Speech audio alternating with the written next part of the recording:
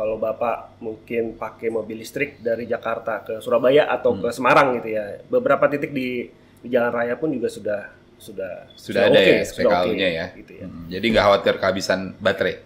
Saya rasa begitu, Pak. Lalu untuk yang SPBKLU, penukaran stasiun penukaran baterai kendaraan listrik umum itu sudah ada 2.180-an titik.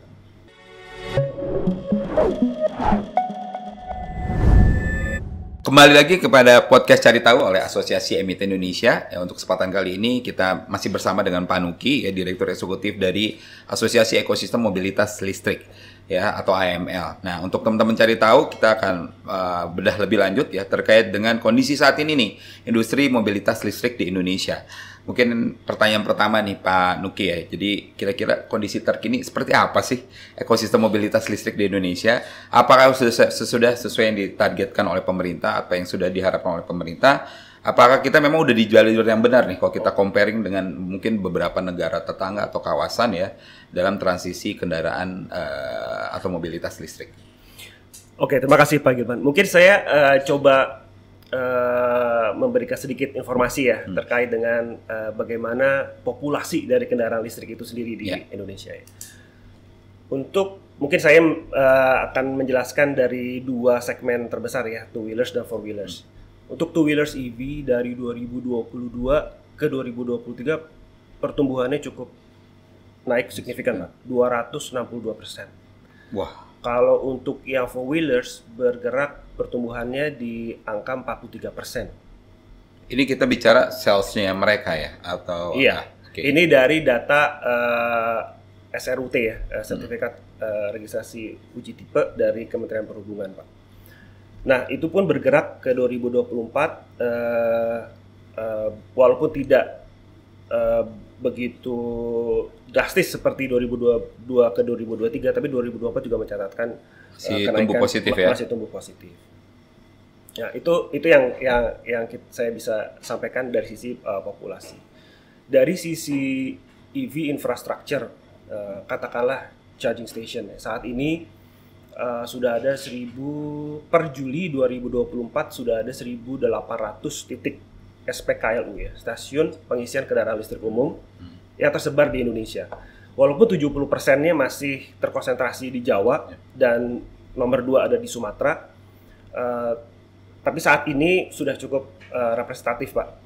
Kalau Bapak mungkin pakai mobil listrik dari Jakarta ke Surabaya atau ke Semarang gitu ya, beberapa titik di jalan raya pun juga sudah ada ya SPKLU-nya ya. Gitu ya. Jadi nggak khawatir kehabisan baterai. Saya rasa begitu, Pak. Lalu untuk yang SPBKLU, penukaran stasiun penukaran baterai kendaraan listrik umum itu sudah ada 2.180-an titik yang juga mayoritas 70% lebih ada di Jawa, tetapi disusul Bali, Pak. Untuk yang justru swapping. Bali ya yang untuk swapping baterai ini ya. Iya. Justru yang kedua setelah Jawa ya. Iya. Oke. Menarik. Tadi yang kedua adalah Sumatera kalau untuk SPKLU-nya. Yeah. Ya, sementara untuk swapping battery justru lebih banyak stationnya di Jawa dan juga Bali. Berarti menunjukkan memang tren peningkatan mobilitas listrik ini juga tinggi baik itu di Jawa, Sumatera ataupun Bali ya Pak ya. Oke, menarik Pak. Berarti kita udah di jalur yang tepat belum? Sesuai dengan target nggak nih untuk kita transisi? Kan kita punya aim untuk net zero emission tahun 2060 seingat saya ya kan. Dan itu udah dicanangkan oleh pemerintah kita udah dari awal-awal ya semenjak kita meng-create this electricity ecosystem gitu. Nah, kira-kira udah sesuai dengan target belum Pak? Mungkin saya menjawabnya dari sisi urgensinya Pak ya. Kenapa sih kita harus bergerak shifting ke kendaraan yang ramah lingkungan, dalam hal ini kendaraan listrik. Yang pertama mungkin yang bisa saya kemukakan adalah ini terkait dengan polusi, Pak, gitu ya. Bahwa gas rumah kaca atau emisi itu nomor transportasi itu menyumbang sekitar 23%, yang which is adalah nomor 2, Pak. Setelah power plant gitu ya atau industri. Nah, ini yang kita harus lihat Pak. Jadi polusi itu kalau kita menggunakan kendaraan listrik sudah pasti Lebih ramah lingkungan. Near polusi. Oke. Walaupun kita paham, Pak, bahwa listrik itu di-generate dari power plant mungkin yang masih banyak menggunakan batu bara. Sehingga memang di kendaraan listrik masih ada carbon footprint.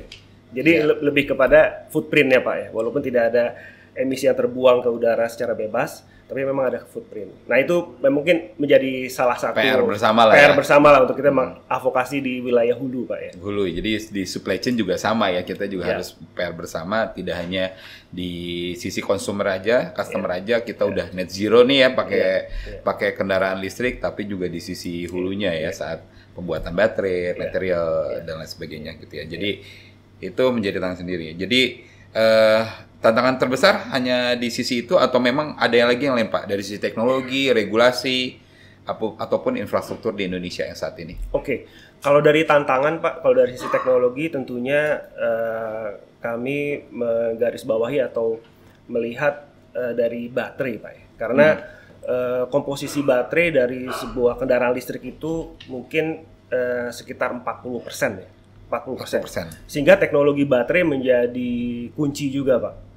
Bagaimana kendaraan listrik ini bisa sustain. Jadi 40% cost sebenarnya ada di baterainya? Ada di baterai. Oke. Jadi teknologi yang bisa meningkatkan energy density, bagaimana siklus chargingnya bisa lebih banyak, itu akan terpengaruh ke lifespan-nya menjadi lebih panjang. Dan ini pasti akan bring down the price tag nih, Pak. Iya, bring down the price. Secara otomatis pasti. Nah, teknologi-teknologi di baterai ini yang mungkin menjadi tantangan kita bersama, Pak ya. Makanya ada perusahaan baterai akhirnya konversi jadi perusahaan otomotif ya, Pak ya.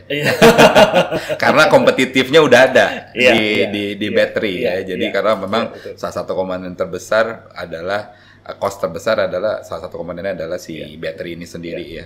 Jadi itu ya, Pak ya. Jadi sebenarnya kita ekosistem pendukung tuh sudah sangat siap belum sih, Pak, untuk kita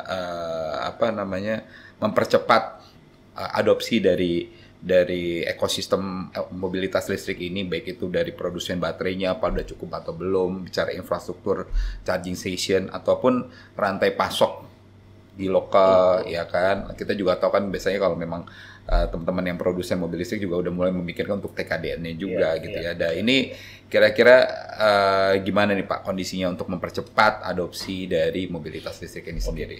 Mungkin AML melihat dari 3 aspek, Pak ya. Dari supply, enabler, sama demand ya, Pak. Kalau dari supply memang tadi, Pak ya, terkait dengan baterai ini yang perlu kita coba tingkatkan lagi dari sisi R&D-nya dan lain sebagainya. Dan juga betul rantai pasok ke manufaktur EV ini perlu dibantu juga nih, Pak. Saat ini kita masih banyak di basic otomotif, yaitu misalnya e-motornya atau BLDC-nya dan atau powertrain-nya sama controllernya ya. Tapi yang lain-lainnya kan banyak nih, Pak. Nah, ini untuk mungkin kalau pemerintah bisa memberikan insentif ya ke supply chain dari manufaktur ini akan menjadi lebih baik. Lalu yang kedua dari sisi demand, saya masuk ke demand dulu, Pak. Dari sisi demand sebetulnya pemerintah sudah dengan program insentifnya sudah cukup baik, Pak ya.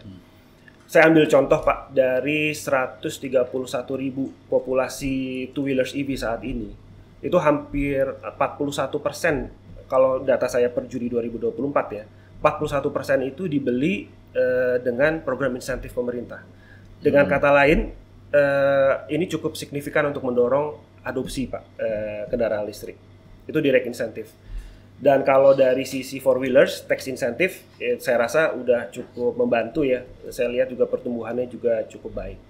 Nah, itu yang tinggal kita dorong dari sisi demand itu edukasi publik, gitu ya. Edukasinya yang pasti penting. Kalau enabling environment-nya, nah itu selain polusi regulasi, kita bicara mengenai EV infrastruktur, financing, dan creation dari after sale service, Pak. Oke, tahan dulu Pak Nuki, kita akan lanjut kepada segmen yang ketiga nanti ya, tetap di podcast Cari Tahu oleh Asosiasi Emiten Indonesia bersama Direktur Eksekutif Asosiasi Ekosistem Mobilitas Listrik.